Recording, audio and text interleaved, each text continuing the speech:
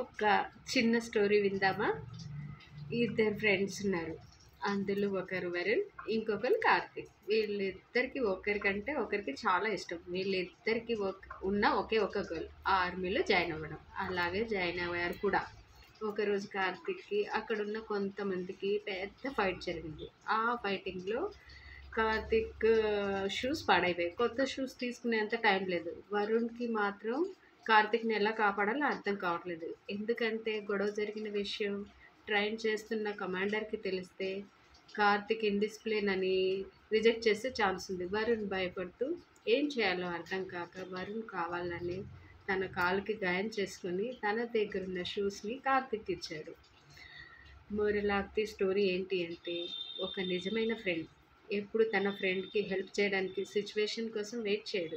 తనే ఒక సిచ్యువేషన్ని క్రియేట్ చేసుకొని తన ఫ్రెండ్ని కాపాడడానికి, తన ఫ్రెండ్కి హెల్ప్ చేయడానికి ఏదోలా ట్రై చేస్తూనే ఉంటాడు. వాడే నిజమైన ఫ్రెండ్. నిజమే కదా ఫ్రెండ్స్?